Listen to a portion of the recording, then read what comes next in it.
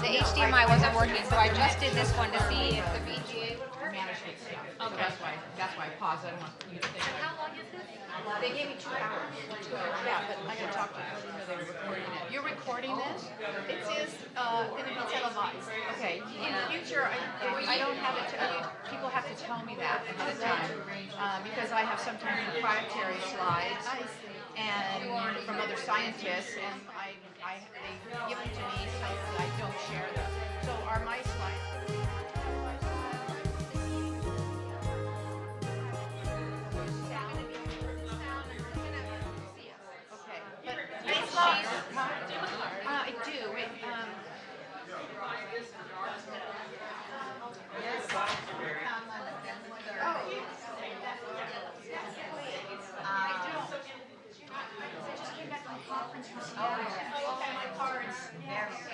Okay, but I do. Okay. But they are going to be. All this has my information.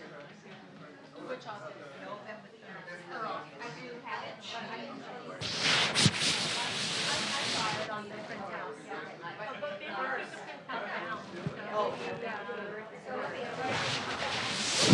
10 to 1.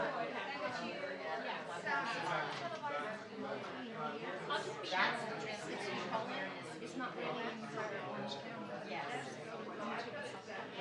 No, December. It's really not zooming to the side. Okay. It's only going to take, just like if somebody has a camera, but eventually if somebody it's going to be on. It's like Okay, and where's the camera? Picking it up.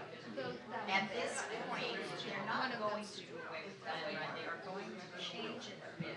They decided that's too much for us to do. So they want to wait 6 months. Okay, I can't. Okay. And you're telling me. And they will change. Yeah, I might just.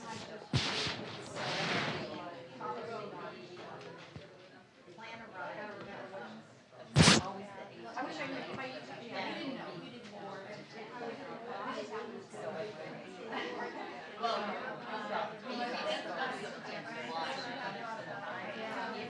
yeah, these are, like I said, other scientists share when they have their pictures and things, and some of them from their last all things that are published.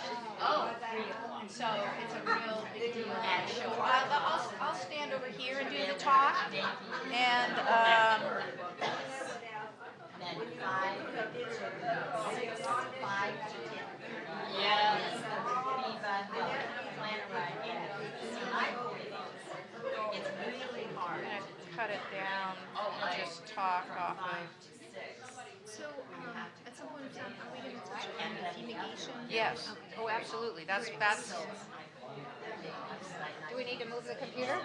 I gotta restart the computer. Oh, okay. Go ahead. Let me. You can get out of it. Yeah. What I'm gonna do is I'll open that. That's just line up to the left to make sure that that's what everybody's concerned about. Okay. So we'll open with that. Okay. Okay. I could do this. It's not. I'm not worried about it. It's over my head. I don't know. This is not a big deal. But yeah. I don't know what. Yeah, I know, but I'll cut those down as well. It'll be okay. I'll figure it out. All right.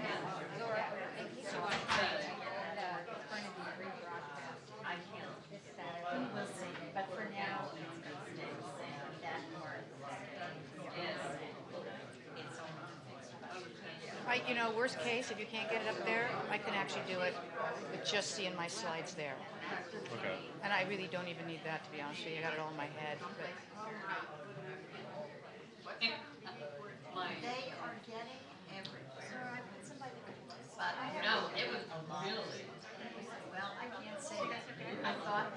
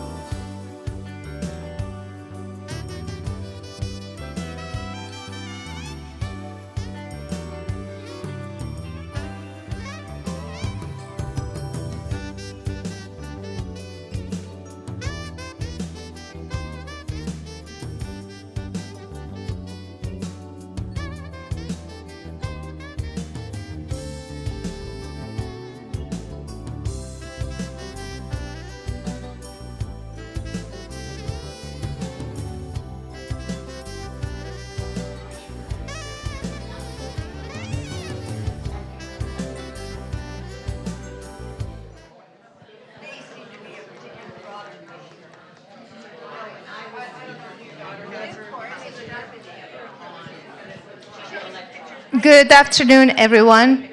Um, if I can have everyone's attention. Thank you very much for coming today. I really appreciate it. And happy Halloween, everyone. I mean, the theme really fits the time, so termite. I don't see any termite costumes here today. My name is Zora Cronin. I am the Maintenance and Construction Director. I appreciate you coming. Today's theme or subject is basically termite, ants, bed bugs. So we want to know about them, how to treat them. We also want to look at the program we have, and is it feasible, does it work or not? Why are we having this town hall today? And that's because this year, during the fumigation program, I received several phone calls and concerns that maybe the program we have is not the best. And is there a better method out there? That's when I actually am fortunate to meet Gail Getty. She's an experienced entomologist. In fact, she has a bachelor's degree from Berkeley in entomology, and also a master's degree in wood science and technology. So we reached out to her and asking her, please come here and let us know. Is our program the best? Is there any other method that we can benefit from? Gail, she has over 16 years of experience. 16? No, I'm going 35 years now. Over 35 years, nice. Of experience conducting scientific research on urban insects biology, ecology, chemical ecology, and behavior. And I'm glad to introduce her to you today to start the presentation. Thank you so much, and Thank you. happy to have you, Gail. So I'm going to have you take a picture of everybody with me here. Okay, we're going to get our picture taken. Everybody smile. I'm going to show everybody. I'll get closer. Okay, here we go. Thank you. All right. You do. That's exactly right. That's right. All right. I'm not sure we're going to have some. I hope we're going to get these pictures up, but we'll wait and see. We'll wait and see. Sorry, I'm supposed to use the mic. I'm a loud person, so I didn't think I had to. I know you know that. So let's start with the termites that you have here. There's three different kinds of termites that we deal with here in California. One is called a dampwood. You don't care about that. Your pest control company is really is able to take care of that easily. You've got the other two you need to concern yourself, which one is called subterranean termites, and the other is called drywood termites. We're going to briefly talk about the first one just because I want you to know the difference and why you use certain kinds of treatments in different cases. So the first one's subterranean. All that means is all of the termites, all of them, live under the ground. And then they come up through the ground and they build a little tiny tube of mud that goes from the ground up into your unit, okay, into the wood. And so what you see on the outside is just a small portion of the termites that are there, because most of them are living under the ground. So those that go up into your house, the subterranean termite, they feed on the house, they take the wood in, and they go back to under the ground where you can't see them, and then they throw up and they defecate, and the other termites eat that are underground, and that's how they feed each other. Now, I could go on for 4 hours about that, but we won't. But let's go straight to what you care about. What you care about is, because I want you to compare it to the other one so you understand why certain choices are being made on how to treat your unit. So with the subterranean termite, you can go ahead and you would never see a pest control company tend to your house for that termite. Because remember what I said? There could be 10,000, 100,000 all living under the ground, but only 1,000 is coming up and eating. So if you tent that, all you do is kill, 100 termites, 1,000 termites, and you've got 20,000, 50,000, 500,000 living under the ground, and it does nothing. So for those termites, that's when they go around your house, and they dig holes, and they'll shoot a liquid pesticide in the ground to make a barrier. okay, around the structure.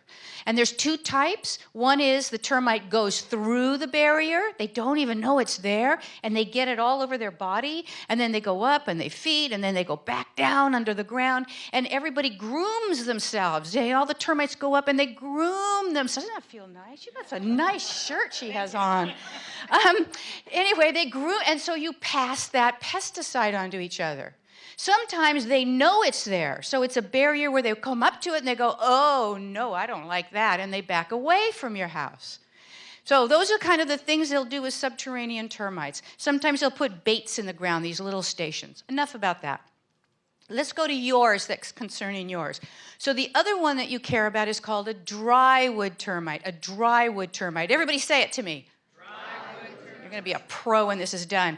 Now, the drywood termite is very different from the subterranean. Subterranean has to have a lot of moisture. That's why they're in those tubes. They're keeping themselves protected everywhere they go, even when they get up to your houses, because they'll dry out. The drywood termite, just by the name, you can tell what it's going to be, is they don't need as much water. And in fact, they can just sit there and never take a drink of water, but the wood in your house has just enough moisture in it. Plus, when they eat, they're able to take that wood and in their rectum, squeeze it so tight that they get the last drop of water out of it. Ooh, come on. Ooh, yeah. It's kind of cool. So here we've got this drywood who doesn't need a lot of water. So what is happening? About twice a year, they will fly. They'll come out and they'll fly, and you'll see them. Now, sometimes there'll be subterraneans that are flying. Sometimes it'll be drywood. So your pest control company is going to be the one who's going to identify that. If you see them flying and you see all the little wings laying around, like by your windowsill, or you even see the termite, or you see the little tiny, like, flecks of, like, almost the size of rice. You know what I'm talking about? The little pellets. You see any of that stuff, collect it. Put it in a little baggie. Put it in a little, in an envelope. Write the date on it and where you found it, and then when your pest control company comes out, show it to them. Because that's going to be half the battle, that they can already see what it is that you have in your house. Do that with any insect. If you're afraid of touching it, get some Scotch tape, take a piece off, and just stick it right over that bug, and then put that on a piece of paper. If your pest control, especially bed bugs, if they can identify it, it'll make a huge difference. So back to our drywoods. So the drywoods never go into the ground. They don't care about moisture. They don't care about any of that. So they're flying around twice a year. You'll see the flight, and they'll come out and maybe come off, say, the roof of one building. And they're very hectic flyers. It looks kind of odd the way they fly. And then they land on the ground. And then they've got these wings, obviously, because they've been flying. And they do this kind of weird little dance thing with their, it's called a pronotum, but it's like shoulders to us. And they literally break their own wings off, and they mate with each other and go under the ground, or not under the ground, and they go into a piece of wood, and they start making babies, okay? And this goes on and on and on and on. Now,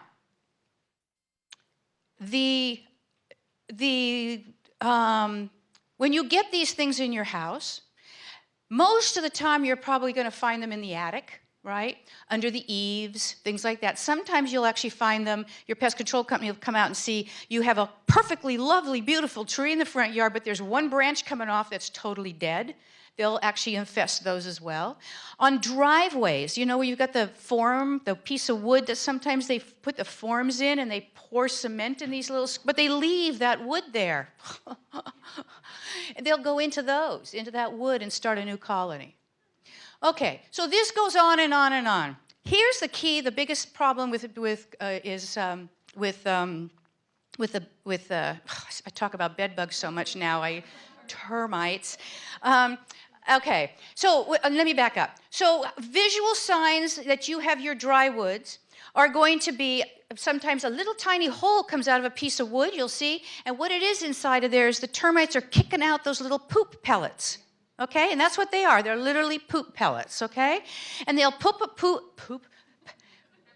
push them out. This is going to be on TV later. Oh, this is so sad. Okay. So, and you'll see sometimes it'll be like a little pyramid kind of stack of them, okay? When you get that kind of pyramid stack, you have kind of it's a pretty good infestation in there. I mean, just think of a little termite and how many little pellets can come out.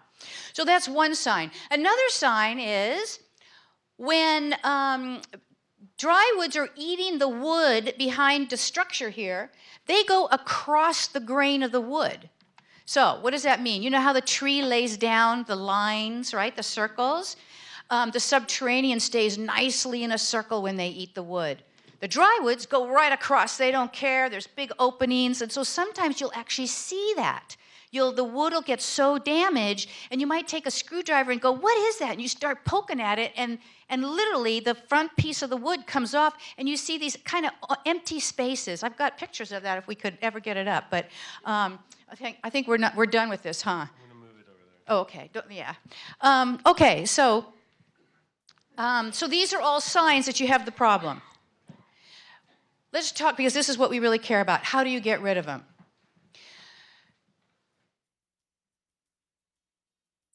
Some of the conventional treatments are, well, let me start with the number one. You never, ever want to do it yourself. Okay, I'm just telling you, as a research scientist with 35 years doing this, in fact, my first 16 years was my entire career was dedicated to termites. It's all I did for 16 years. And it was the happiest I've ever been. And I mean, they rock my world. They really do. And where was I going? I was so excited talking about that. Conventional treatments. Okay, so you would never want to do this yourself. Do not go to Home Depot and Lowe's and buy these cans that are labeled for termites. Okay? Because the bottom line is it really needs a lot of professional education to be able to take care of this. And just think, even if you don't know a lot about spraying stuff and how to do it, just think about it. If the subterranean termites, for instance, and you're squirting all these pesticides inside your house where you see termites, when in fact it's a subterranean problem, you're just wasting your money. You will only kill the 1, 2, or 3 that you happen to get that little bit of liquid on, but you got 10,000 or 100,000 or 500,000 under the ground. When you talk about, this is great. When we talk about the drywood termites, okay, and you start spraying everything, they are so well hidden. They fit in the spaces the thickness of a business card. And it's all behind the wood. It's all behind everything. This is why on contracts and things you see from the pest control company, they keep talking about inaccessible areas. I mean, 90% of your house could possibly be inaccessible areas. I mean, I had a beam. See, where is it? You can see that beam right across the room right there. At my house, I had a beam like that. That was over the garage. Looked perfectly fine until I saw these little teeny holes and the pellets coming out. And I knew what that was. And that whole beam, but when I finally got a handle of that thing and dealt with it, I mean, it was amazing the damage that was in there. I didn't see it for years. So when you start spraying, you're literally, if you even get the product on the bug, which is a miracle in and of itself, you're only going to kill a few. So I really can't tell you enough not to self-treat. So your pest control company comes out, and what are they doing when they're trying to determine what to do with your drywood termites? There are sometimes, let's say in new construction especially, like my neighbor's got a new house going up, so it's brand new, the whole thing's brand new. A year from now, let's say they've got a drywood termite problem. Many times, because it's new construction, they look at it, and there's a lot of different tools they can use to try to figure out where it is in that wood, a lot of different things they can do. And if they can isolate the termites in, say, one piece of wood, maybe it's just the header over the door, or maybe it's just the bottom frame on a window. One thing they could do is just take that out, the wood, right? They might treat new wood putting in, get a treatment on it, and just put it right back in, because it's small. When you have a facility like here at Laguna Woods, and I drove around and looked around to see kind of what it was, and I read about the history and how old the building is, there's probably so many established colonies going on in here. And that there's the flying twice a year from one building to the next.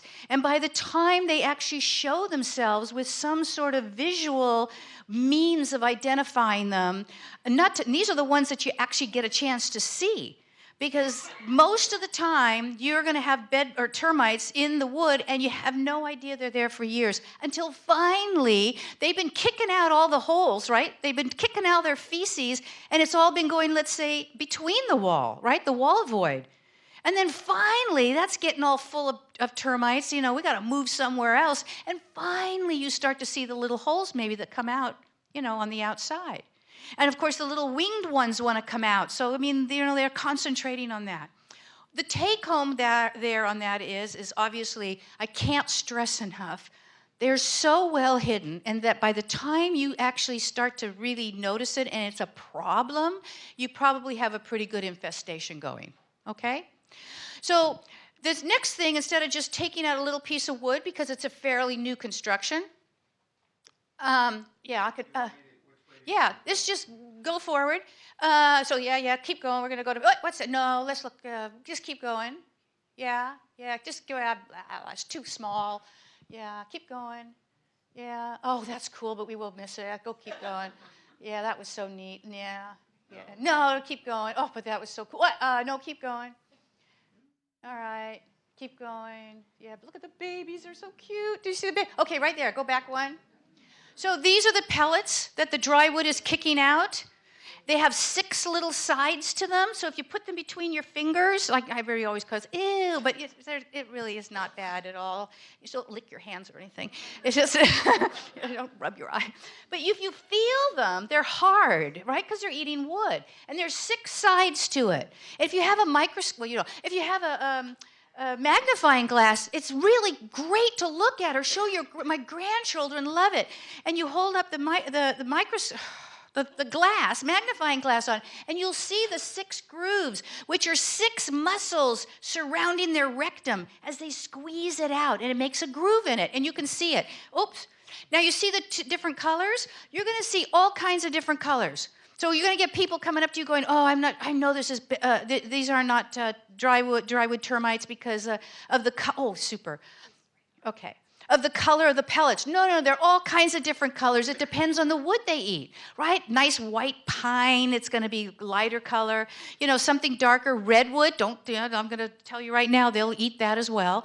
It'll be darker. So these pellets will be different colors, but as soon as you see these pellets coming out, then you know you've got a drywood termite problem. Wait, no, that's not them. Okay. We don't care. We don't care. There's different ways. Okay, so it's hard for you to see this, huh? Yeah? No?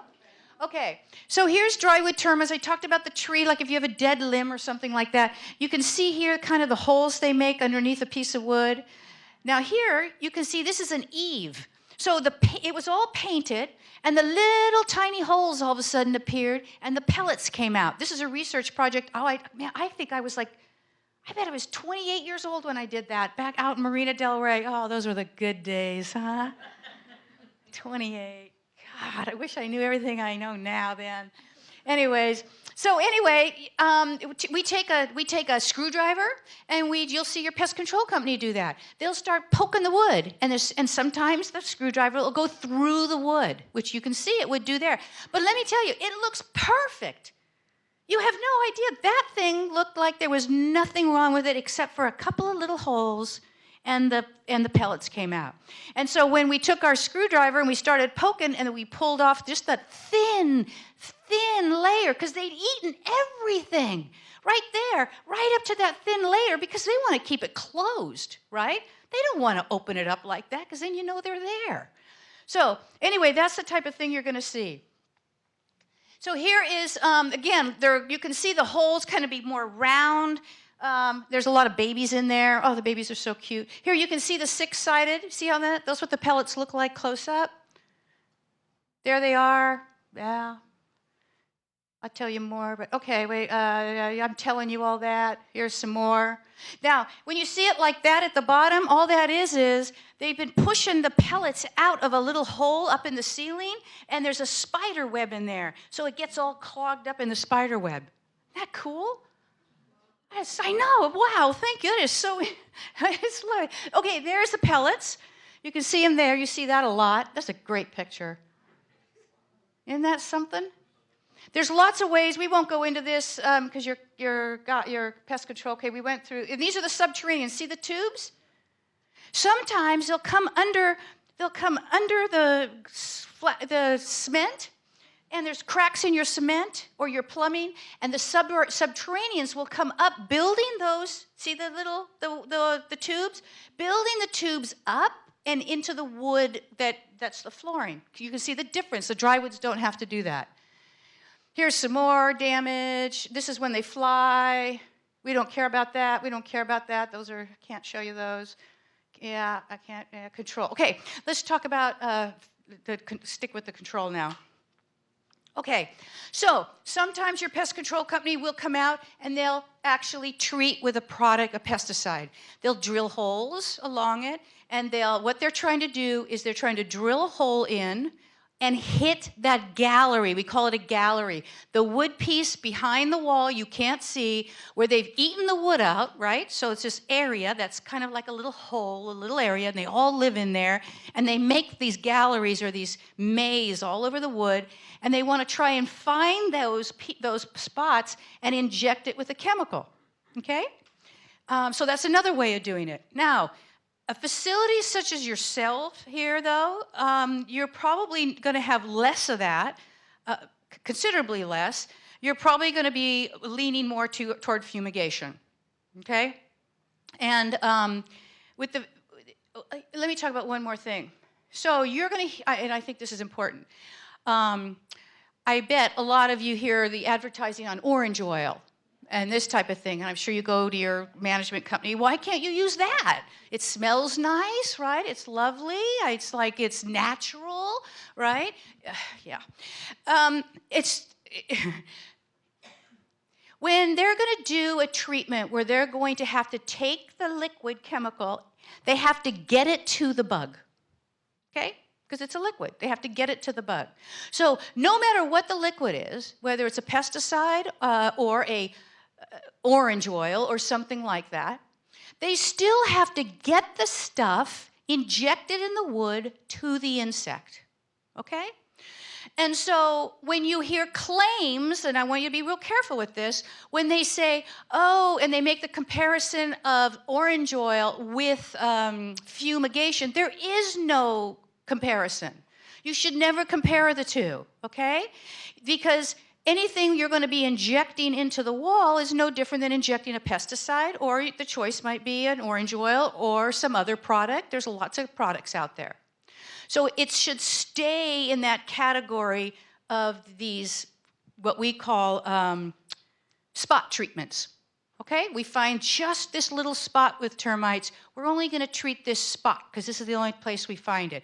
That's where you do the injections, the orange oils, the pesticides, this type of thing. Okay, and so that discussion should stay there. It should never move over to the fumigation side and compare them in a sense of one is better than the other necessarily. And that's not to say one wouldn't be better than the other, because obviously that would be your pest professional to tell you that, okay? But with fumigation in older buildings, this is where it is the only thing out there for drywood termites that, when done properly, is 100%. Okay? The only thing. And I'm talking about the only thing that's 100%, including the termites you don't see. Because that's the difference. When you tent the structure and you pump the gas in, and the data on this is huge. I mean, the Dow Chemical, who's the provider of this, and others, especially Dow, have been very good stewards of this product, and they've got enormous amount of research and science behind it. And it's just that simple. I mean, with the fans and everything else, I won't go into how fumigation is done, but it basically permeates into all those cracks and crevices and those little spaces that drywood termites and other things, bed bugs too, that can be harbored in there. Now, the difference, though, is that once that tent comes off, that's it. right? That's it. I mean, there's nothing left behind. There's nothing living in that structure if it's done right, insects or whatever. But also, there's nothing left behind. We call that a residual. In other words, there's no, like, we didn't spray it so that for days things can crawl over it and die. So that's the difference. Now, I understand completely, because I've done a lot of research on fumigation, the biggest hurdle, and I empathize, is the fact that you have to move out. It's arduous. I mean, I don't want to do it either. But I'll tell you honestly, I'm a real proponent of the technology for the simple reason we have to be careful what we wish for, because when you have extreme problems, this is a really good solution. And so you have to have good stewardship, obviously, with no matter what you use. So the moving out for 3 days is something that needs to be done. There are preparation requirements that you need to do, as you know, with your medicines and the bagging and things like that. And if you do all that just the way you're supposed to do it, everything will be fine, okay? Everything will be fine.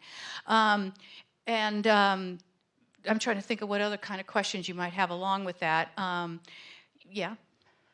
Great. Do you do the fumigation as a preventative, or must they find them before they do fumigation? Yeah, and you correct me if I'm wrong. I don't know anyone who does preventative fumigation. Well, you were talking about there is no residual. Once the gas leaves the building, there is no poison left. Right. Technically, as soon as the tint comes off, as soon as you move in, termites can move back in. Nothing that kills in the future. But preventative. So in other words, Fumigation is not a preventative. yeah, exactly. I just wondered if somebody's like doing that. I had to be sure. But there's no reason to do something like that preventative. That I'm aware of. Let me put a little codicil on that, because who knows? Maybe there's something out of there. But usually there are other treatments that can be preventative. I mean, there's some liquid treatments and things like that. But again, all of that is left to your professional to be, doing an inspection and determining the benefit versus the cost and everything else of doing something like that. Yeah. Actually, I just want to clarify her question. Okay. So basically, and that question came up a lot last year, is there a method where, let's say we're going to spray these buildings every quarter or every year, that way we can prevent the termite from even happening? Okay, that's a good one. No, I can't. You have some, yeah? Yeah. Well, what Gail was speaking about is how they get into the wood. There are ways that you can actually poison the wood. There are chemicals you can put on the wood. They eat the wood, they will die. The problem is you have to get to the raw wood. So we do preventative treatments, but that's in a house under construction, in the framing stages. They're called, there are different borates you can use. Spray on the wood, it dries, they finish building the house, and then the termites, if they try to eat the wood, they will die. But post-construction, after a building is Yeah, no, that's what I was getting into. there's really nothing you can do. You have to get to the raw wood. You can do it in attics, where Yeah. you get to the raw wood, or garages. Yeah. If you can please introduce yourself. Oh, I'm Patrick Hammer. I'm the representative for Newport Exterminating out here at Laguna Woods. I've been working out here 15, 16 years. I've been out here. I've been doing all the fumigations. Good. Thank you. Yeah, so like he was saying, there's things you can paint on wood, like borates and things like that, that seep into wood. There are some things, again, that's really something, I mean, I can't say to you, yeah, you should go out and do that, because I mean, I haven't done an inspection, I don't, you know what I'm saying? It's not something anything you hear here is in general terms. Let me say very clearly, before doing anything or applying any product, or determining that you say, oh, this is what I think we should do, do, you really have to have a pest professional do an inspection. No, to go back though to tenting, like just this, you sort of say blocks. Let's just say it's almost like you've got 12 units. Let's just keep it small. You've got a complex with 12 units, and every year we're just going to do a cycle of 12, let's say, or let's say once a month. We're gonna fumigate, or let's just start with fumigation. We're gonna fumigate one each month. No. With fumigation, you should be your pest professional. Let me say this differently. What I would recommend is inspections. Building-wide inspections are a really good proactive step. So I can see a company that is, you've got your pest control company, and they know that, there's certain buildings, and that it's on a rotation, and they're constantly going in and doing inspections. And that's where you're going to find them early on, if possible, like maybe other insects too, bed bugs, other things, if you're on this inspection cycle. And then you hopefully can maybe find these things early on, because the earlier you find them, the easier and usually less expensive it is to treat it. Okay? But with fumigation, would you agree? You just don't go around fumigating buildings just to say, we're going to fumigate a building. Okay? And I can't imagine you do that. Okay. What do you mean she does? We're actually just going to listen to her presentation and understand both the termite and the bed bugs. Once she's done, I'm going to explain the program that we have, which is going to touch on all these questions. Okay, good. Okay. Okay. Now, because I do so much work, especially in bed bugs, it's the same thing. One of the things I see happen all the time is you're going to see work getting done, and there's the presumption that it gets made as to what is going on. So you might think that maybe they're fuming just to fume it, or they're just doing whatever it is. And I see this with all the work I've done for 35 years, and it's that many times that's just not the case. And so you have to ask. You have to ask and find out what's going on. And many times too, you have buildings if they have adjoining walls, for instance, but you have a single unit that's complaining about, say, a termite problem, but your pest control company may do an inspection of all the units, at least the units that have the common walls, because the bug doesn't care about they don't care that this is unit 1 and this is unit 2, right? It's like it's one big buffet table, and so they're going to do an inspection, and these are times where you might talk to somebody, you might talk to the neighboring unit, and they're saying, no, I didn't see any termites or anything, but your pest control company did. They found damage in the adjoining wall. And so now they're going to be, treating whatever that is, treating both units. They may determine they're going to do a spray on both units. They may determine, because it's a spot treatment, they may tent, the buildings.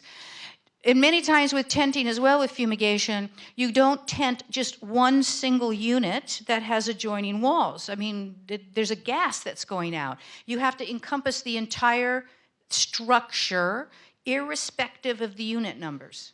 Okay? And so that's why you're going to see sometimes you're always thinking in terms of single units, and you have to get out of that mindset. You have to actually think in terms of every group of units is a building. That's like living in a home with 6 bedrooms, right? And that's how you look at it. This is our house, us 6 units. This is one big house. And whatever you do, whatever you're looking at, you have to look, because of the bug, you have to look in terms of that as an entire building. And then you'll see different kinds of choices being made on treatment. Okay? And that's the same with ants or bed bugs or anything else, because the bug doesn't care. So, what else is there? Am I hitting everything that I know you guys are doing? Questions? Okay, we'll try questions, see what happens. Okay. How would you know, or how could you tell if you have bed bugs? Bed bugs. Oh, let's finish termites first. Okay. Okay, we'll come back to you. Yeah. If the only evidence is swarming a couple of times in the same basic area, how do we know that there's not something more going on that should be taken care of after it was treated locally? So you heard that. So The signs of termites, the drywood termite is going to be the little holes that have the kick out. Okay, but that's one. I'm going to. They came through other kinds of openings. Full light or something, and they just came out through an opening for a lock of a door and a jam. You're saying they're just walking around the outside? No, I was in the house, they just swarmed out. What she's asking is, what we have a lot out here are just swarming. Right. All you see them is they swarm somewhere and they usually find them around the window. Oh, yeah, yeah, yeah. That's normal. No other evidence. Yes. So what is, In the house, what damage did they do? it's all, most of it is behind the walls where you don't see it. That's why fumigation, especially in older buildings, is really many times, I'm not, again, I remember this is generalizations because your pest control company is the one who determines this, is so many times the best treatment because they are, before you finally see a sign of them, they've been eating away for 10, 15, 20, 30, 40, 50 years. And so when you have to decide, are we going to try and just, every time we actually see them and catch them on this wall, we're just going to, drill and squish some stuff in there. And then we wait till we see it again, squish some stuff in there. But then where you don't see it, then, so that's where fumigation is a good choice. Can be a good choice. Hi, Roberta. You made it.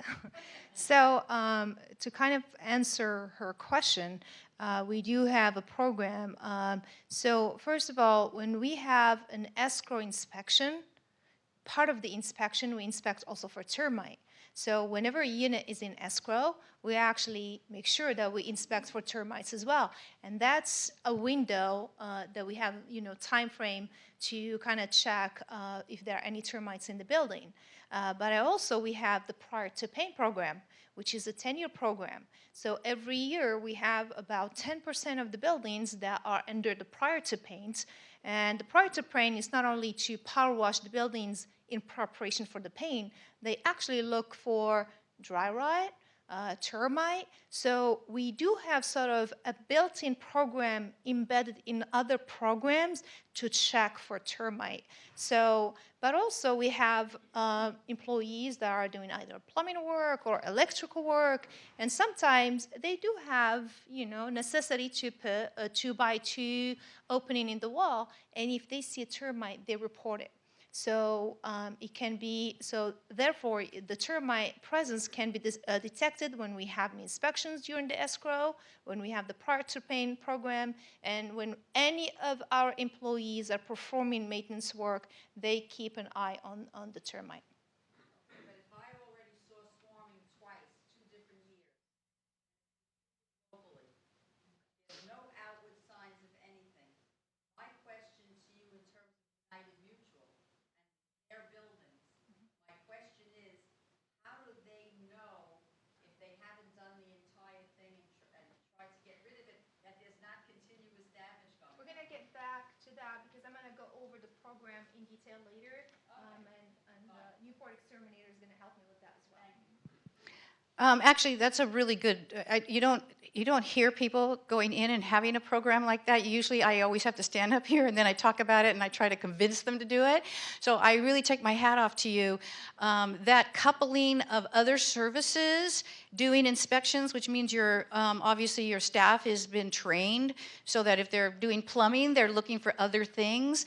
That is the number one thing that I recommend. I mean, I go all over the world giving lectures, and I talk about this all the time, that it's a good use of people's time and money, that if they're in there for something else, like you said, plumbing, and they've got the wall open for something, that if they see termites, or they can at least recognize it and report it, and that's how you stay on top of those types of things. And the scenario you are talking about, as frustrated as I know you must be, and anyone would be with that, that is just the biology of the insect. That is actually very normal.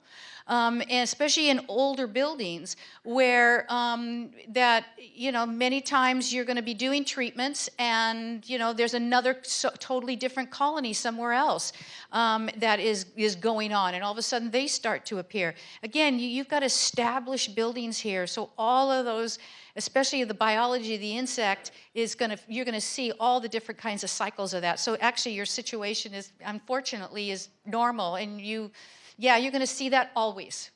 And it's just, it doesn't mean something is not working. That's just the biology of the bug.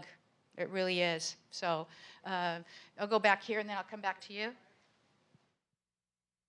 Thank you. What is this cracking sound we hear in the beams inside our building? Is that due to the moisture change inside the wood, and then also temperature changes which cause expansion in the wood? Or is it the termite?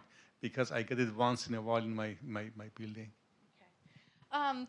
Noise inside the walls and things is the probability that you're hearing termites is slim to none.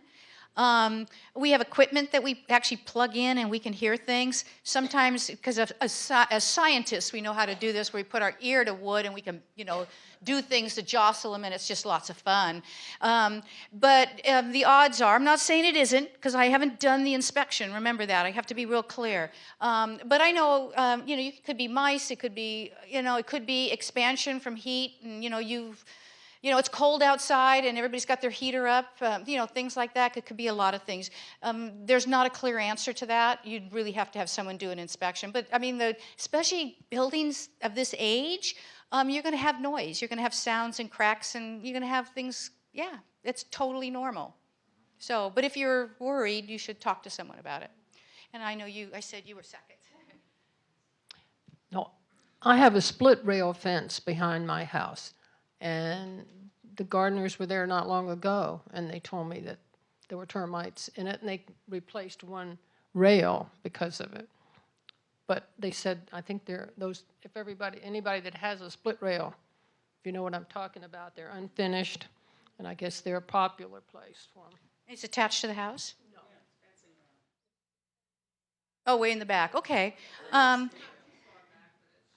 Okay. Well, it could be the drywoods. It could be that they landed and they found their way on this upper rail, and so they've started. It might be more likely that it's subterraneans, because if the wood is going into the ground, if the wood goes into the ground, and again, I'm not saying it is, because I can't stress this enough. This is all general, because I'm not seeing your problem. So that would be a subterranean termite, and that if all you do is put the wood in, they'll keep coming back up. You have to get a professional out there to take a look at that. Yeah. So, but you need the professional to look at that and tell you exactly what bug it is. You look like you need that. With the split rail fencing, we are going to be studying other alternatives. Vinyl fencing was one of the options. So we are still in the analysis. So hopefully we can find other alternatives to wood. But we are addressing that issue as well. We are analyzing the replacement of all the split rail fencing, but we want to see what is the best method. We don't want to replace it by wood again, or if we need to replace it by wood, how can we prevent the dry rot, the termite, and other issues? Yeah, and talk to your pest control company then. What you choose, run it by them, because they would be able to tell you that. Yes, ma'am. Wait, nobody will hear you. Can you tell by the color of the pellets if it's old or if it's fresh? We were told it was old because he treated it 3 times.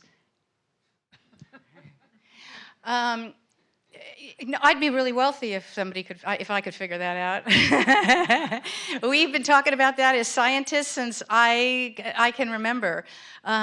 No, you cannot age it based on the pellets. It could be, however, that your pest control company is combining that opinion with not just the pellets, but looking at the extensive damage that was done. That's possible. I'm just saying, again, I haven't looked at yours.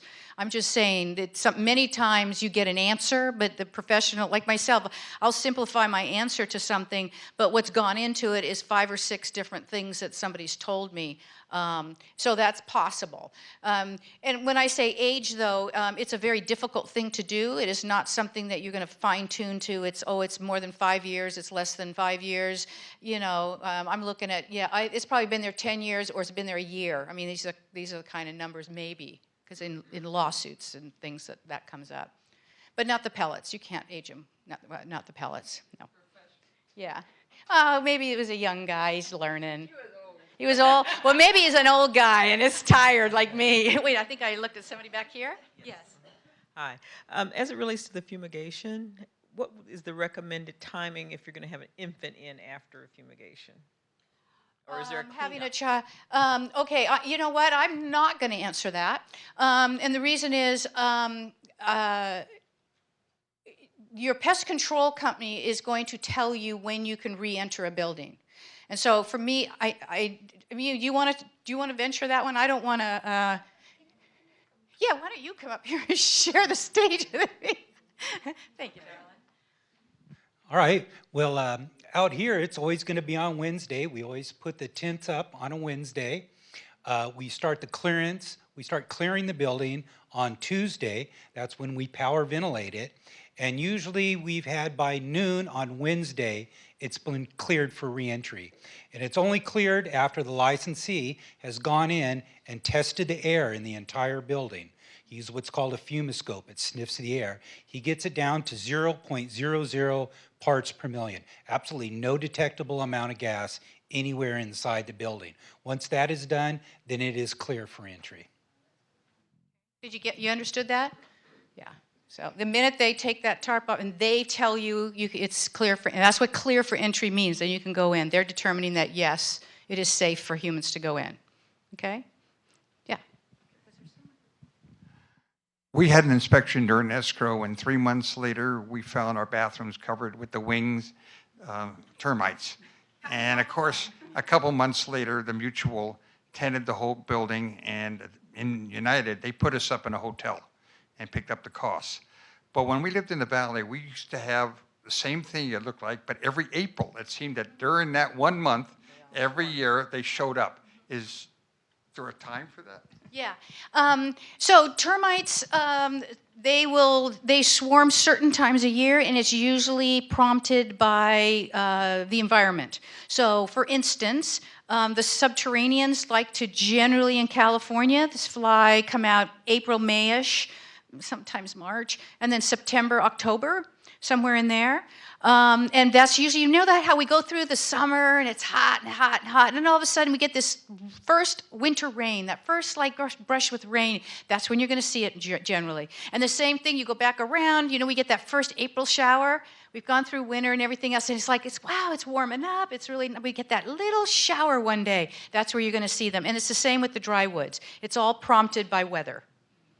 Yeah, so that's definitely a pattern, absolutely. Yeah, yeah. And we used to think it was just one time a year, and then our lab at UC Berkeley found out that it was 2. Wish I had an hour because that was so fun. That was a great study. Anybody else? Yes, sir. Since termite cause such worldwide economic damage, are there any basic research to eliminate them by genetic engineering? Yeah. I can tell you that a lot of the entomological research and stuff is going into the, you know, into that area of DNA and things like that. And we have it all the time with like crops and things where you'll change the DNA, let's say, in the male and let them fly off in an orchard where they mate with the female, but of course they're now can't mate or they can't produce eggs. So what you're talking about goes on all over with the research. There's nothing that I know of right now. I'm trying to think. Going on with termites in that respect. But you can bet, especially with the DNA and all that kind of genetics work, there's going on in all the labs. They're always in all the big companies. So, yeah. While we have you here, I'm not sure when it would be appropriate. I want to ask a question about silverfish. We're going to finish termites. I want to know if there is any the benefit of the termite to the environment. Do they have any benefits? I love that question. Why do we have them? Like, what kind of benefit is there, right? Well, let's be clear. We're putting our houses on theirs, right? I mean, that's what's going on. We're building these big smorgasbord buffet tables right over their houses. So if we got rid of every single termite out there, life would be pretty horrible for us because they play a major role in turning over dead wood and debris that's on our forest floors or in our gardens and things like that. We might have logs just stacking up out there in our forests and in our urban centers even, but because a lot of that is broken down by beetles but major breaking down by termites. Yeah, life would not be the same for us without them. So. Do they have a natural predator? Oh, yes. Ants. We got a lot of those. You could put one termite, no, you could put one ant, right, with 15 termites in a petri dish and put your money on the ant every time. I don't care how many termites are in there. Yeah, I've done it, I know.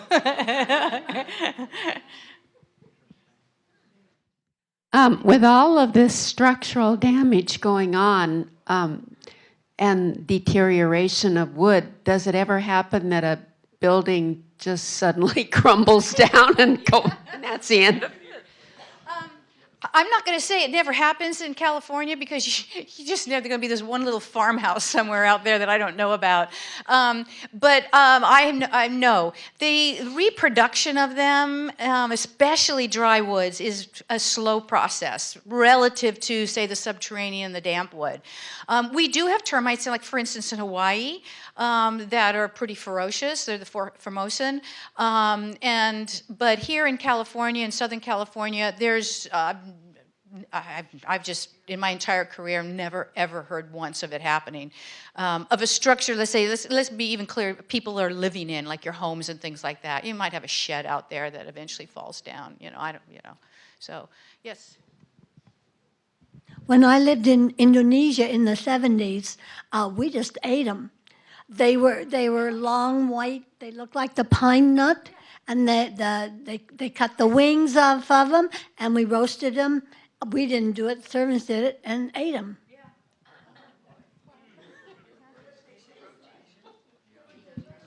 Thank you. Is the use of bark in the garden just encouraging and promoting them? That's good. She asked if the use of bark in gardens is just encouraging them and things. It's a kind of a twofold thing. Yes, you'll find with bark and things, you can find not dry woods that you seem to have a real problem with here, but subterranean termites may in fact use those areas. But then it's kind of a double sword because the bark has other benefits. That you have to balance that out. So to just arbitrarily say, oh, Gail said, that sometimes termites use it, we should get rid of all the bark, that's just too drastic because there are very good reasons still to have bark, weed control, moisture control, things of that nature that is just, and I've had clients like that where we've had to deal with that where we've come to the conclusion the bark stays. So.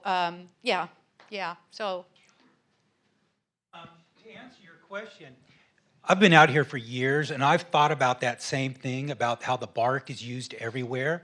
And it's not really an issue out here. I don't really feel it's an issue with this. Out here in Laguna Woods, the subterranean, we pretty much eliminate them. We hardly ever get calls from them.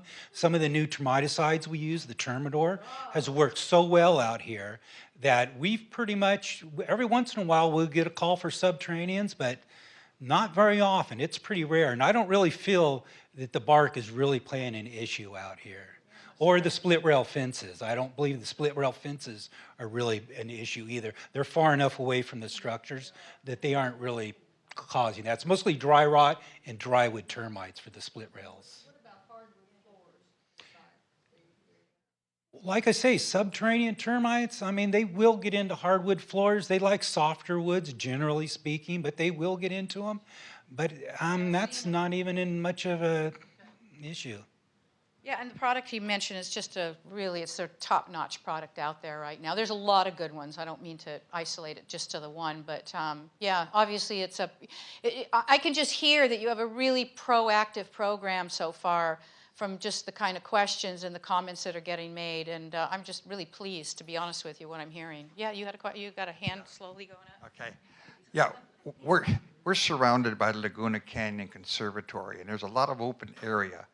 Do you know if they ever spray any of those areas for any kind of bugs? Because it seems that we're getting some of that stuff moving into here. I don't know if they're spraying, but I mean, it's bugs, and I keep trying to get people to understand that. I know we all want this zero tolerance level. You don't want a single bug. You don't want to see it. You don't want to hear it. You don't, and if once you get them out of the house, we don't even want to see them in the garden anymore. I understand that completely, but it's a bug with a free will, and so that's why we have to be a little gentler about the fact that we're all working as a team together here to manage, and remember, I'm very serious about the words I use, to manage insects on property. And I say this all the time for every bug out there, that is what we do. It's not, and I remember, I mean, at my mother, it was always the exterminator, and you kill everything, and you spray it all, and do you remember that? I mean, I remember as a little girl, it didn't matter what the bug was, you just came in and did 2 feet up and 2 feet off, and then you just spray everything, and it was dripping with stuff. And so nowadays, I mean, if you want absolute zero tolerance, that unfortunately is kind of the thing you have to go back to, which is not something you want to do. And why are things different so that you feel this little edge, like, why can't we get on top of it? It's because the products we use now are what we call species specific. You look at the bottle, it says when he does a treatment, the gentleman knows from Newport Exterminating that it says on there, it says termites. It generally won't say termites, it'll say drywood termites on it, or it'll say Argentine ants or odorous house ants. We've gotten species specific. And so that is better for us when we want to have healthy buildings and environments that we live in, and it's healthy obviously for the environment. And so, but that means there's just this little bit of space here where you're going to see, these bugs coming back no matter what it is, okay? We're going to have to understand that. And so that's why I ask you to be just the teamwork that bed bug management in multi-unit, I specialize in multi-unit housing for 35 years. The teamwork that is required now is different from 40 years ago. And what I mean, like I said, 40 years ago, you just wrote your check, right? And you gave the person money and you went grocery shopping and came back and the bugs were gone. Nowadays, this is what makes it so difficult. It requires teamwork. It requires cooperation between the pest control company and the management company and you. And this is the hard part, is the fact that there's so many of us, and we have different tolerance levels. We have different ideas of what is right or wrong when it comes to insects, but we keep forgetting this one little variable that keeps kicking us and making it hard is the bug, because their biology is to seek out food, seek out shelter, seek out a mate, and you'll constantly be, and you bring them in on our goods from the grocery store. And so I'd like you to keep this idea that it's always a team effort, and to get in a place that you understand that the bug is the enemy, and we're going to constantly have this fight together. And we can't always, you're never going to get zero. You just can't have that anymore. It's just not healthy. This is a subject that may or may not involve entomology and bugs. But my wife developed a very unusual blotchy rash that was swollen, elevated, and itched like the dickens. Okay, I'll stop you there. And I'll stop you there, because I can't, no, really. in Lake Forest. I can't. No, wait a minute. Answer it.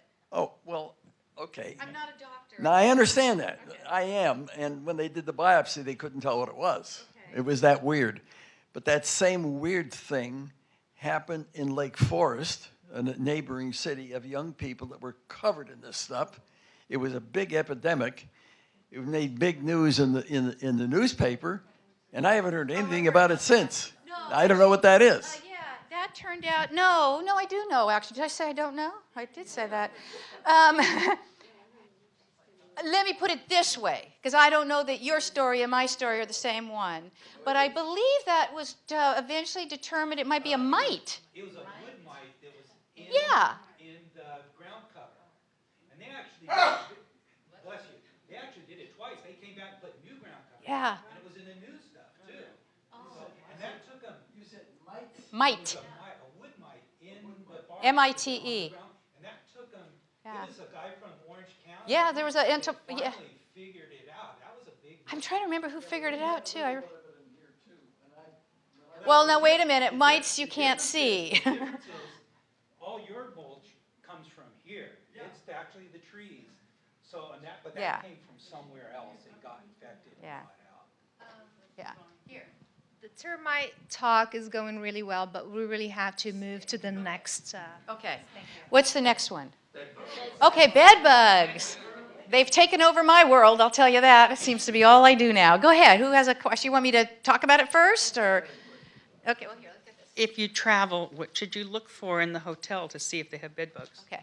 The hotels, I'm happy to say, I just wrote an article, come out in PCT magazine, by the way, on the hotels. The hotels are doing really well in general. I mean, I'm not saying, but when you check into the hotel, what I do is I'll look at the mattress, I'll pull back the sheets and things, and I just look at the piping.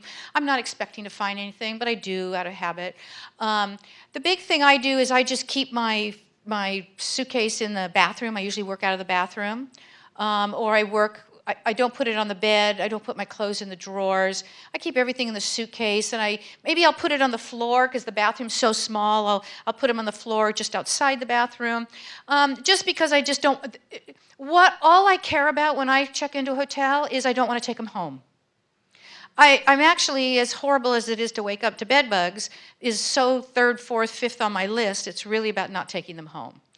And so if you suspect you had bed bugs, which will be, you may wake up with bite marks on your body. If that happens, that does not mean automatically 100% you have bed bugs. And let me be really clear about this, is that you cannot diagnose a bed bug infestation based solely on bite marks or lesions on your body. Okay? It can't be done. And so, but it's a darn good reason to have a pest control company called and come out and do an inspection. So when you go to the hotels, just be diligent. If you see the maybe some spotting on the bedding, and you do wake up to bites and things like that, you could go down and report it and have them do an inspection. But your most important thing is then every time you just assume that it's a possibility. And so when I get home, from outside, I will bag all my clothing that I'm going to launder, and then I'll very carefully put them into the dryer, shake the bag in with the dryer.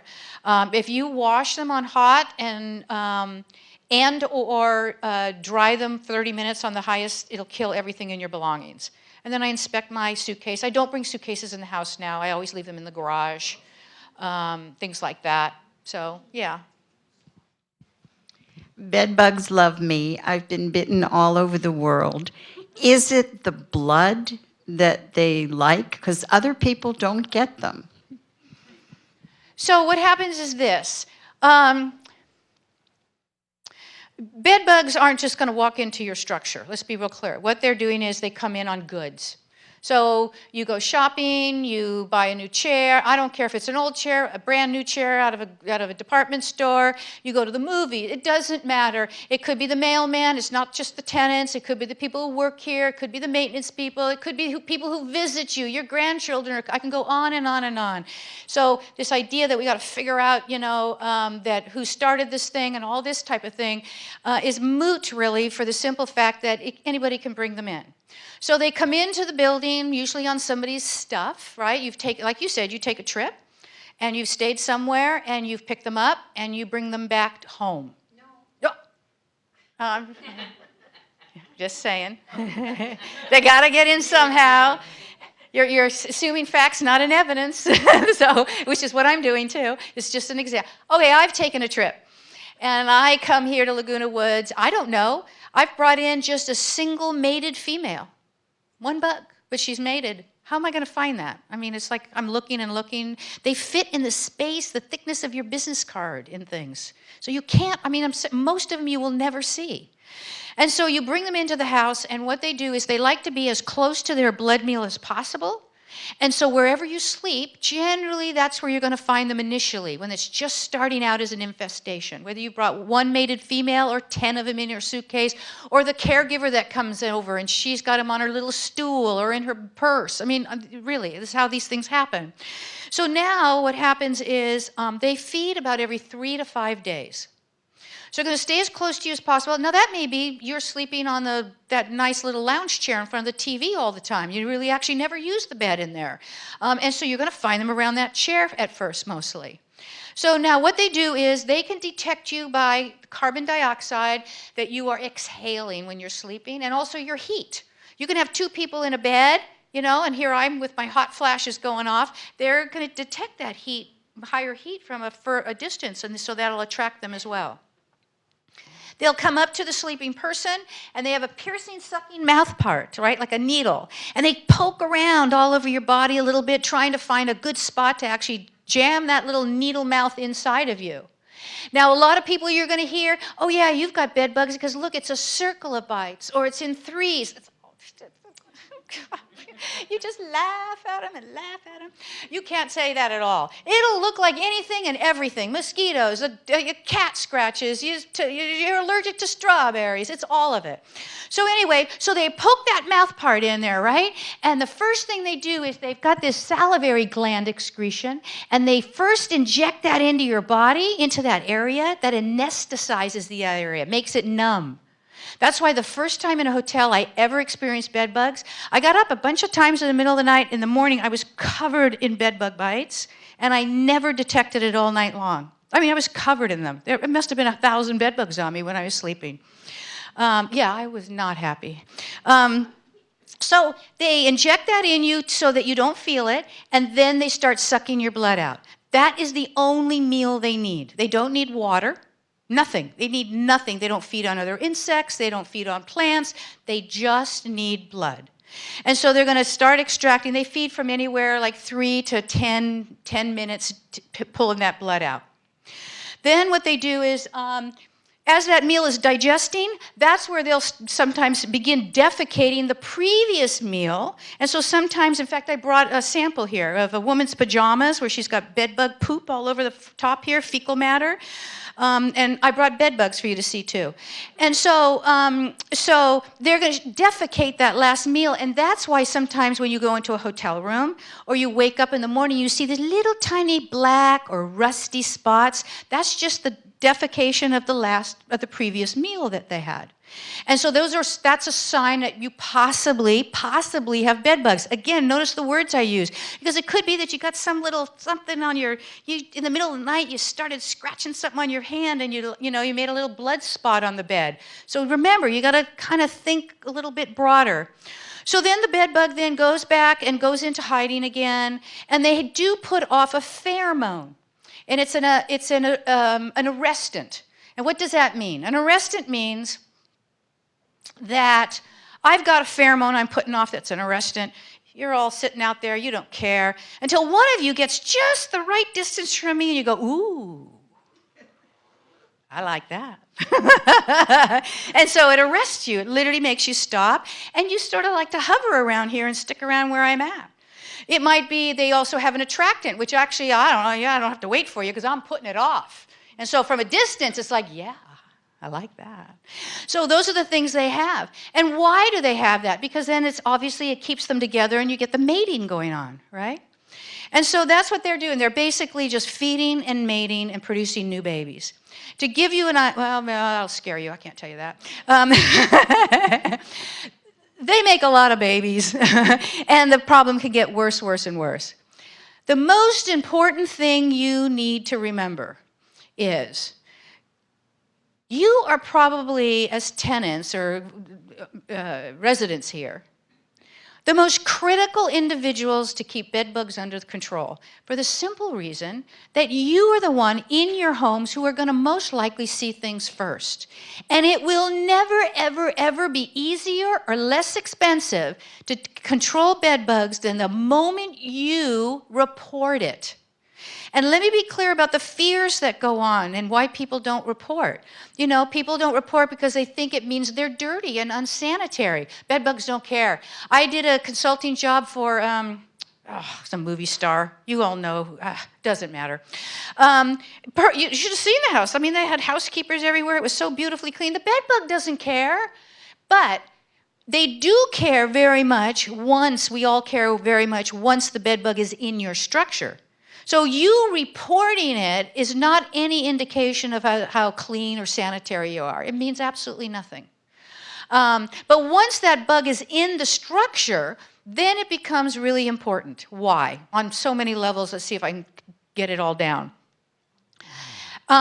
If you have too much clutter in your structure, it's very difficult for your pest control company to get the product that manages bed bugs. We're always going for control and extermination. Let me be clear. But manages the bed bugs. They have to get that stuff to the bug. And if there's a lot of stuff in the unit, then this is why your pest control company is going to ask you to do certain things, because they have to be able to get the product to the bug to actually be able to kill it. So then that becomes an issue. Not sanitation, but then clutter becomes an issue. And this is why sometimes we get talked to about that. Now, what the bed bug does also is they kind of stay in certain places, right? Because there's just starting out this little teeny infestation, and they might just stay in the creases of the couch. They love to be, if you're sleeping in your bed, they love to be in the box spring, okay? If you're going to buy an encasement, put it on the box spring, okay? Put it on the box spring. And so they'll just keep doing that. They'll keep coming up and feeding, and they'll keep then going back and mating. Eventually, now, and you've got your stuff in there, so you're going to take your laundry out, right? You're going to go do your laundry somewhere, and you may drag bed bugs into the laundry room. So you got to be diligent. Actually, I got to get my stuff out so you can see it. And so you got to be diligent, because then one of the number one places it spreads to the rest of the building is in the laundry rooms.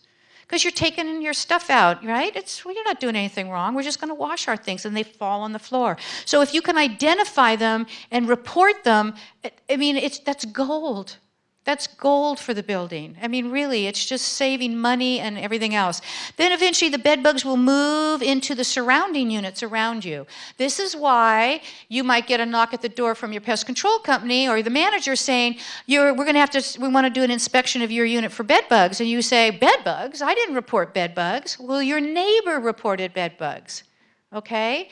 And they easily go between the walls. And so your pest control company is going to come in, and they're going to inspect the complaining unit, and they really have to get into the surrounding units where they share a common wall, including if you have someone living above you or below you. And so that's why they're doing that. Okay? So now you know this prep sheet they give you is because they need to be able to get the product to the bug. And number two is cleaning up clutter is huge to help with the insect. And what was three? What was I just talking about? What was I just talking about? The what? Oh, yes. They're going to have to do the surrounding units. Yeah. And then also, what was the other thing I was going to... It came into my head. This is age. This is happening now to me. Oh, God. Yeah, it's contagious. You better find me a unit. I'm moving in. I'll just have my kids bring my stuff. Surrounding unit inspections are important. There was something else I was going to say. And it was really important. Oh, so the treatments that you're going to find is when they do a conventional treatment, they'll come in and do a spray. And I want you to know this right up front, because I've got tons of research to back this up. It takes multiple treatments. Okay? They're not going to come out and spray once. This is what I talked about earlier. We have to have reasonable expectations about what is going on and how we work together. They're going to come multiple times. And this is going to be shocking to you, but I'm going to tell you this is the research, and he'll back me up. Bottom line is, they may get it the first time. It can go out as long as 10 months sometimes. If there's a lot of clutter, or the surrounding units have a lot of clutter, that is going to make things take longer. If somehow, there's somebody going out and then every weekend you visit your grandchildren, you visit somebody, and they have them at the house there, and so you just keep bringing them back in. So you're going to have to understand, I know we all get angry when we get bed bugs, and why aren't they gone right away, and why aren't somebody doing more? The bottom line is, this all is very difficult, and it takes a long time sometimes. So your pest control company is going to do a treatment. They'll probably come out like approximately 2 weeks later, 2 weeks again, and this could go on for a few months, or it might go on for just 30 days, okay? So... And anywhere like 9 months to 2 years. Yeah, depending on obviously the conditions. They can live, the adult can live for an entire year with no feeding on blood. So that's why sometimes you might say, oh yeah, we had bed bugs in our big bear cabin, and we haven't visited in a year, so we're just going to go back because I know they're all dead. No, most likely you still have bed bugs. And the little babies, they've got 5 stages of babies. They can stay alive for 3 months without a blood meal. So, yeah. in the unusual coincidence of having termites and the building has to be tented or fumigated, can one assume that if there just happens to be some bed bugs in that structure, that they will also be eradicated? No.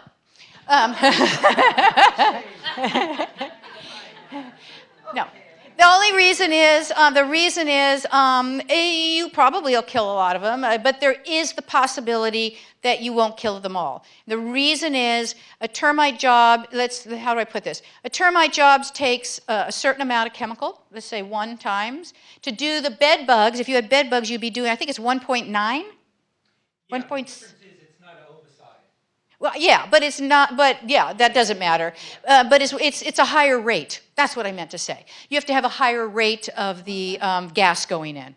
And of course, that costs more money. So usually your pest control company then will do an inspection, and if there's any indication there's a bed bug and termites, but I'll let you address it, it looks like. So in the next year's program, whether we detect bed bugs or not, when we fumigate for the termite, my plan is to increase the rate from 1.0 to 1.9 so we can address both of them.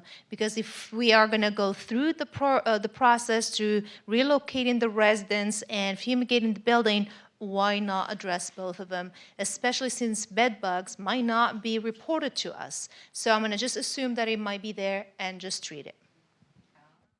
But I do stress, when you do that, you may find, talking to your pest control company, that they might have a different opinion, just so you know. Right? I mean, We can talk about it, yeah. yeah. I'm not trying to say, I mean, this is where I say when I say generalities, I'm not trying to say that in all cases, why don't you just, boost up the rate. Well, the main thing I think is going to be when you talk about you go to a hotel, and what do you do with your things that might be infested? And the problem I think you find is if you fumigate, people take infested stuff out of the building, it's fumigated, they bring the infested luggage back in, and you're right back. I think that's the main.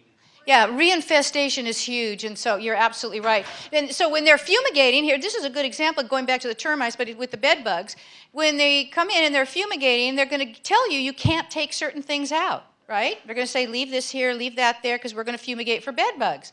So I've done research where I'm doing research on fumigation, and we're going to start at 9 o'clock this fumigation. And so I go and I get my coffee and I buy my Wall Street Journal and I get my stool and I come out at 6 in the morning and I plant myself in front of the building and I just sit there and wait and watch everybody come out with everything I told them not to take out. Okay? The backpack. Don't bring your backpack. It might have bed bugs in it. Leave that inside. Don't bring laundry to go do it, your sister's house. Leave all that stuff, just enough for the 2 days overnight. And very little, and your medication, and no, they're bringing their new hat, and they're gonna go to the spa, so now they got this, and they got their roller bags, and yeah. And then what happens? You come back, And unless a pest control company has been doing an inspection of what you've brought back, this happens all the time. All the time. And then you get mad, right? We all get mad because it didn't work. I still have bed bugs. And you're not going to say, oh, yeah, well, I did bring 16 suitcases what I wasn't supposed to bring out, but they should have killed it, right? This is what I'm saying. It's like it's a team effort. I know it's hard, but we have to do our part. It's been said that a favorite haven for bed bugs, a favorite haven for bed bugs is in books. No. Bed bugs want to be as close to the blood meal as possible. So wherever that is, that's the favored place with, again, little disturbance. So everybody keeps talking about the mattress, but hey, the mattress, we're changing the mattress back and forth, right? Taking stuff off. We're rolling on it. We're kicking covers off. I do that 16 times a night. It's like, and so they don't want to be on the mattress. They're going to be on the box spring. They're going to be on the bed frame and behind the headboard. Those are the number. Now, if you sleep all night on the couch, right? He kicked you out again. You're always on that couch. Then you're going to find them there, and especially on the legs on the bottom. They seem to like that space where the wood comes up to the fabric in the frame, and they get right inside of there. Yeah, they like to do that. Yeah. So. Do bed bugs bite animals? They can, and they can, yes, and you can find them. It's not their preferred host. They prefer us. But, if they're real hungry and you're not around, sure, yeah. I'll go back there because I keep going. Oh, okay. Yeah. We keep seeing ads on TV from some of the mattress companies about dust mites. Is that any problem, or is that just phony? Your mattress 8 years. You said, is it any problem? I mean, a problem implies then that there's a cost to us somehow. Actually, the physician back there probably would be better answering that than me. But yeah, I mean, you do have dust mites in the house and in your bedding and everything else. I've got mine in encasements and stuff, so I don't have as big of a problem, but they don't bother me. But I think there's dust mite. I'm not a mite specialist. Mite, you either? Or allergic to it. I don't know. Do you know if there's allergies to mites? Yeah. Like dust mite allergies. Yeah, that sounds familiar, like a commercial. That's how much I know about it. Could you please explain to us how difficult or easy it would be to identify a bed bug? Okay. So I'll start passing this around. So this is this blue thing right here. Yeah, thank you. So high up so the back can see it. When you get this is a bed bug, but you'll also see all the little black dots of them defecating on a sheet. Here's a woman's pajamas, and you'll see the bed bugs are on there, but most of it you'll see the fecal staining. She would change her pajamas every morning, and every morning she woke up with all these dots because she had a bad infestation. Here's some bite marks, but again, they can look like anything. So this is not everything they look like. Here are the eggs. Here's a wheel, a caster on a chair. You can see how they are in there. Here's an actual mattress that this woman was sleeping on. All the black you see is fecal staining. And then you can see the bed bugs there. These are actual bed bugs. All of these are bed bugs right here, so you get a really good sense. And this is just a cluster of them that would sit in these lines here. So we'll just pass that around. And then, I don't know if we just hand it around or whatever. And then I also have a smaller one. I got so many toys. Okay.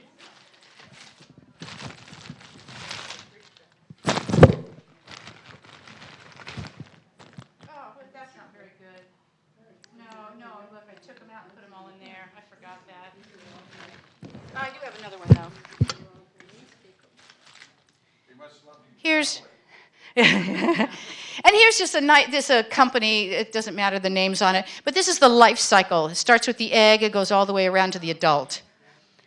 And that's generally what you'll see if you see a bed bug like out in the open, like all of a sudden you're looking around and you see something on the wall and you go up to it and go, I think that's a bed bug.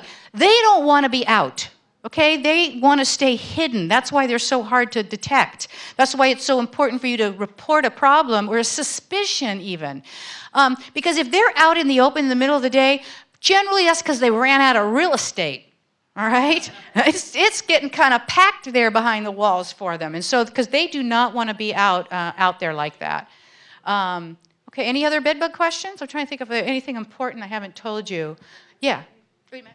Well, could we get the ants and spiders, please? Let's do it next. Okay, ants and spiders. I'm just taking questions on those. I wasn't asking. Oh, okay. You probably have to help me too with this. I had She's asking if we can cover as well the ants and spiders, just like termites. Okay. All right. I wasn't asked for those, but I can do it. Okay. Let's start with spiders. I don't know what to tell you about spiders. Most spiders don't want to interact with us. Most of them are not going to be a problem for you. I mean, the faster they run, generally that means because they're not poisonous because, you know, they'd rather just, why don't they just use their poison and just kind of, you know what I mean? Why run away?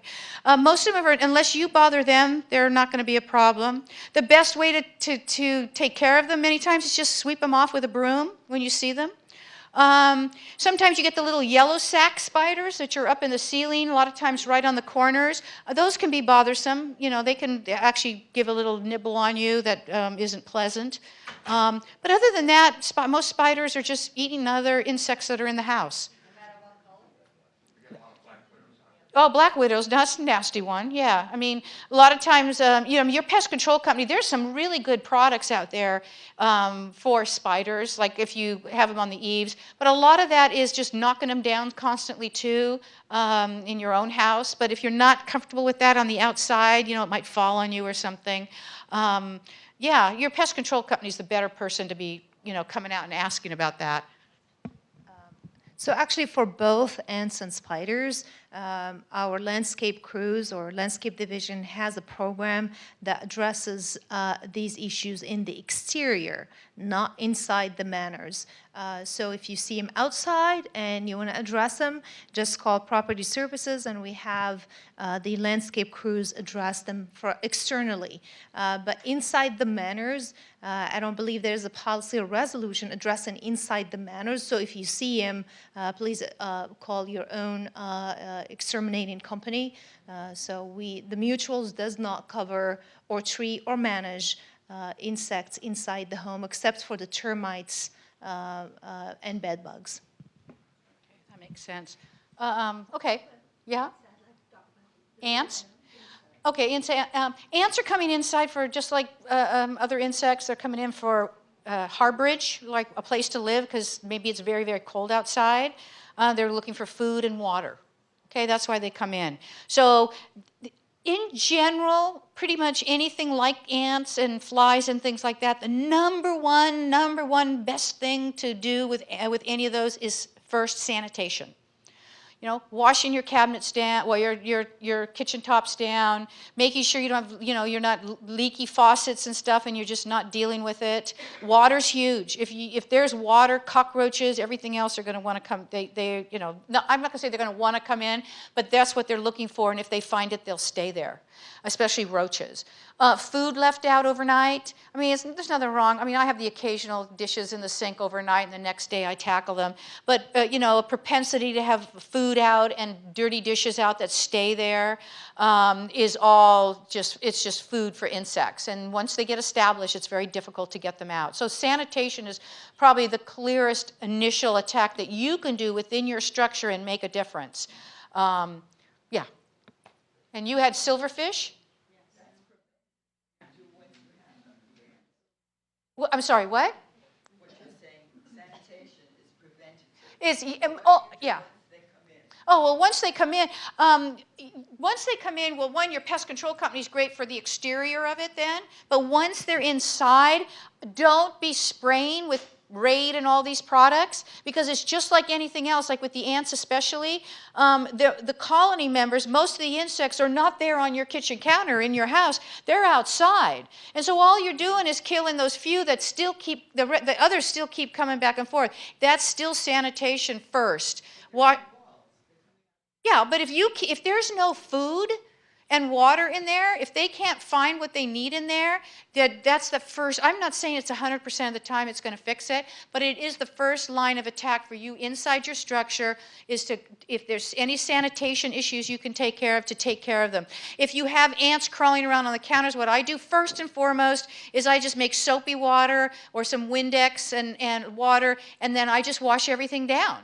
And I'll have to do that sometimes a few times, and then finally they go away. Sometimes they don't, and then that's a good time to call your pest control company, or you can call them right out of the gate too, and they have products that can help you. Yeah, yes. I have a silverfish issue with the ants. They never go to my food. They just march. They march from here to there, and they go in somewhere. Yeah. And I'm thinking, based on what you said before, is there a possibility that they're going after termites? No, no, no. We're not that lucky. No, they go after the termites when when there's an opening for them to get in to where the termites are. But that's another reason why the subterranean termites build those tight tubes to keep ants out of it, right? And the same with no. So that's not a solution. So how can, there's nothing to clean when my ants You. nothing to clean. You could talk to your pest control company and have them bring it, like they have baits. And those are fabulous. Baits work fabulous. They really are. Baits are fabulous. You know, you put them out and you put them right where you see them walking, and you'll see them within 20 minutes. They're all lined up and they're eating that stuff. Orange oil? Orange oil, and then they don't want to go over it. Okay, but what does that do? Nothing, because so in other words, that's a behavioral reason. They walk up to it and they just go this way instead. They just didn't do anything. Yeah. Yeah, we have Silverfish is about moving stuff around, cardboard boxes. If things are stationary and stored in a cabinet, you're gonna, just stored there. The silverfish will just keep going. But for silverfish, then you need you should have your pest control company come out and they can help you with that. But the best thing again is sanitation. Move your boxes. They're living in there. That's what they like. They live in there. Sometimes. Sure. Sure. Yeah. I actually do want to go over our fumigation program. Isn't she great? She's great. Thank you. I thought she only has 16 years of experience. You look like you're only 35. The program that we have, it starts. For instance, let's say this year, we do inspections on, as I said, whenever we have escrow inspections or prior to paint work, or when residents call us, or our employees, they go to perform certain repairs, and they report to us that there might be some termite. That's when we put a list of these buildings for next year. And so we budget these buildings to be fumigated next year. And each year we do the same thing. We have a list of inspections that we put this year and we budget for it and we perform the fumigation the year that follows. Again, and Gail might validate this, termite is not as aggressive as dry rot. When we see dry rot, we do not plan on repairing it next year. We address it right away because whenever we see a small area of dry rot, sometimes when we just wait a month or two, we go back and see the entire beam that's, it's spread out fast. Termite does not spread as fast. So we have the luxury of planning and preparing to fumigate the year that follows. Once we have the fumigation plan, we usually send a notice about 30 days prior to fumigating to the residents, notifying them that their building is going to be treated. And we relocate the residents to the Iris Hotel. That's when the fumigation starts. It usually starts on a Monday. They start usually from the rooftop to lay down the tarps, and the tarps are usually fastened or secured by bags of sand. Probably you need to talk more about that. So And the second day is the day where they spread the gas to contain or manage the termites. And is that the same day when you start fanning, putting fans? Process. Okay. We get there the morning of the first day, and that's when all the residents leave. They put the tarp on, we introduce the gas. Okay. We have what we call in California, we have the California aeration plant. We do it differently in California and the rest of the United States. What we do is they introduce the gas on the first day. Termites have got a lethal dose by 8-10 hours. They've got a lethal dose, they're dying. We come back the second day in the morning and we start the ventilation process. So the manors are ventilated all day the second day, all night. We come back the third day, and that's when the licensee goes in. The first thing he does, he goes in the tarp and he uses what's called a fumiscope. He makes sure that all the gas is ventilated out. Once the gas is cleared, then that's when the fumigators drop the tarps, take them off, and clear it for re-entry. That usually happens by noon the third day. Great. So we do make sure that the building is safe for reentry. Now, I want to clarify, not every building that we receive with possible termite, it gets fumigated. We, in fact, send Newport Exterminating to inspect. And certain buildings actually only need topical or aerial spraying, spot treatment. The way I like to explain it is they don't do it lightly out here. It's not like somebody calls us out, I inspect, I say, oh yeah, you need to fumigate mine. I actually work with Dennis here, Dennis Moore. He's worked with Zora, and he actually has his branch license. He is licensed by the state of California termite inspector. So it's not just my word, it's also Dennis goes with me and we decide together. Now some of the larger buildings, if we find a small infestation like in the eaves, we'll do a local treatment. And then we'll keep an eye on it, and if we find it in different areas or it get worse, then that's when it triggers the fumigation. Except for somebody talked about swarming. Swarming, that's a worst case scenario, red flag fumigation. That goes on the list. They also have like a triage, which they have ones that need it more and other ones can wait a little longer. It's not quite as bad. Usually the ones where they're swarming, those usually go to the top of the list. Those get priority usually. Those are the ones that are really important to get done quickly.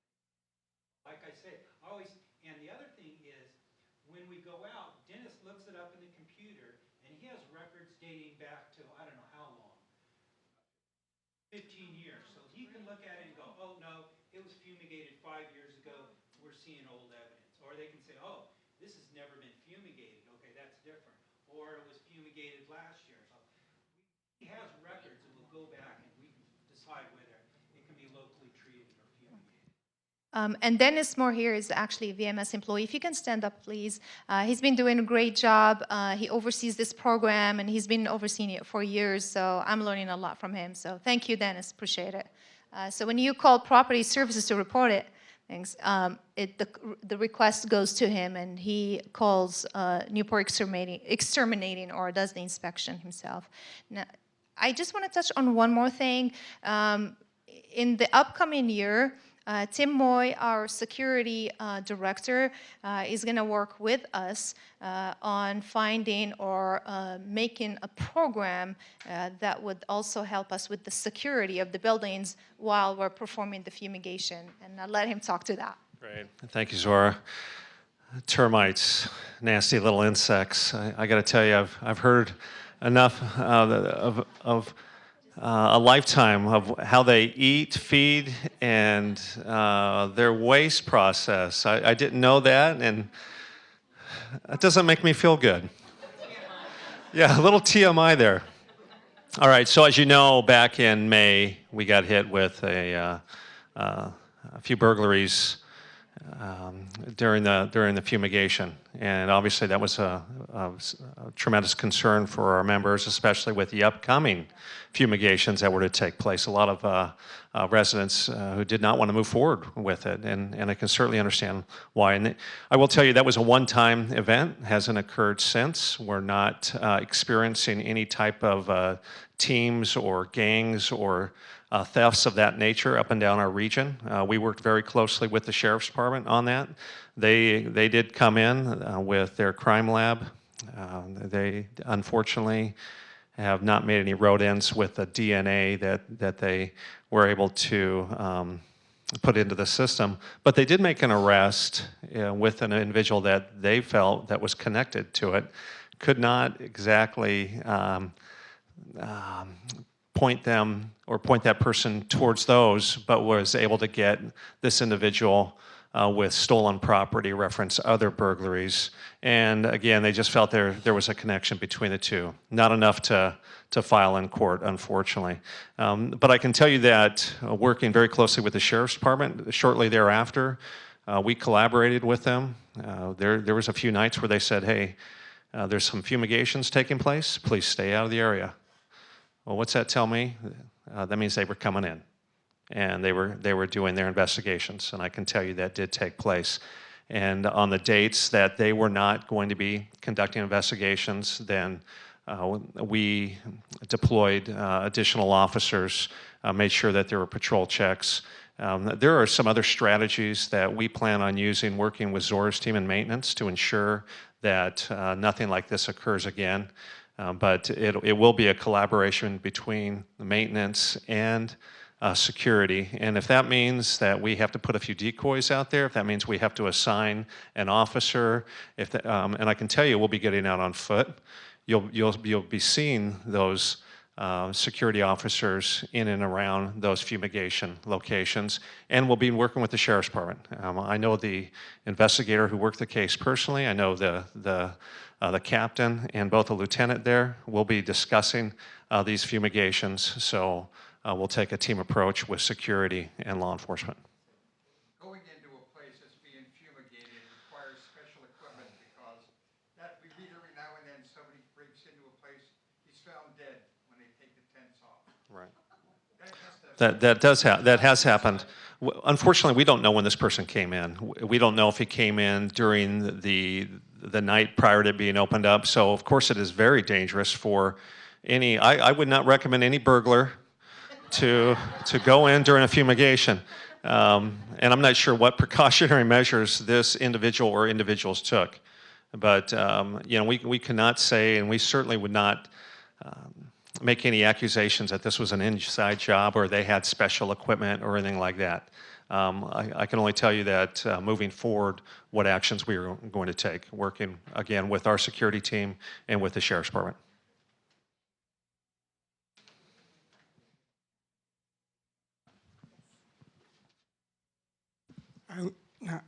I want to thank the administration and Gail for a very informative lecture. I like to take advantage of Newport Pest Control being here to bring to your attention a very significant problem of rat and rodent infestation in this community. I had the misfortune of a rat getting into the engine compartment of my car, chew up the wire. It cost over $7,000 just to have it rewire. And when I drove my loaner vehicle through the gate, I had to get another permit to come in. The lady told me that her neighbor had to pay $8,000 for the very similar problem just past week. And I spoke to the dealership, the Lexus. They said, oh, this is very common problem. I do it once a month. So it caused tremendous economic damage to the resident here. Just look around, see how many open carport we have here. So the rodent problem is endemic and is serious and is not brought under control. So I wish that to be addressed. Actually, this is my card. This is a really good point. Today's town hall meeting is really to focus on the termite. It is a very valid concern, and it is an issue that we're addressing. We have a program that I want to build on, so I will be preparing in the next few months another town hall to educate us on the rats and the rodents and how we can address that. But for today, we really want to limit it to termite and bed bugs, and if you have any questions about bugs. So There is a study. I am working on that issue as well. So, anytime. Just from my experience out here, I think they do a really good job with rodent control. They do it all in-house. Gail, like when you're speaking about ants, and the way I like to describe it is, it's beautiful out here. It's beautifully landscaped and watered. It has been for over 50 years. That's the reason why you have insects. It's the reason why you have rodents. I've seen the rodent control out here, and I think, it's like when Gail talks about control, that's the whole idea, is to have control. There are always going to be rodents here. There are always going to be ants. There are always going to be silverfish. The problem is to keep the numbers down under control. What I've seen out here, the baiting they do, I think they do a good job. I mean, there are other communities where it's a huge issue, and in southern Orange County, where communities are beautifully landscaped and there's all kind of rodents. And now, you remember we live next to the Laguna Wilderness. There's coyote issues. There have been bobcats spotted, and there's the rabbits. The rabbit population has gone up and has gone down out here. And it's what they call the circle of life. There's everything out here. So, if you have any questions for the program or for security, I would like to take a few questions before we conclude the meeting. Yes. Thank you. I heard about the subterranean termite. No, close to our buildings, we have plants, and those plants, they have a water sprinkler. It comes about 2 or 3 times a day, and so it just kind of wet around our buildings. So that might be a good thing to have the subterranean too, I guess. I don't know. And again, if there are any sprinklers that are closer to your building, please call property services and let us know. Sometimes it is beneficial that we remove them or relocate them. We're trying to prevent also dry rot, not only termite. And we're finding sometimes the sprinklers hitting the building does cause dry rot. So if you see those, please just call property services. They're good in communicating those requests, issues with us. We'll definitely take measure into fixing those. Any other questions? 2 weeks ago, I did find these termites, I'm sure they're termites, in my kitchen sink, probably about 20 of them. It's the only place I saw them. Should I report that? Was that, you think, a swarming? I don't know where they came in. Don't forget, take a sample. Just pick them up and. Yes. I know, but when. So, what is? Or take a picture with a cell phone. So. Take a picture with your cell phone. So what is the lesson that we learned today? Is that if you see a bug, please take a sample and call us. Or take a picture. Please call us, whether it's termite, whether it's bed bugs. Myself and my staff, we really we want to make sure that we're proactive, that we address it in a prompt time. So do call property services and report these. We have good working relationship with Newport Exterminating. I have no issues sending them so we can inspect it and we can address it right away. So if you see something you think it's bed bug, call us. And by the way, whenever we receive a request or a suspicion that there are bed bugs somewhere, we tend to inspect as Gail explained, the adjacent units, whether it's the above and the below and the ones next, but we also inspect the laundry rooms that are close by. We always do. So we got you covered. Now, any other questions about security maybe, since we have Timoy here?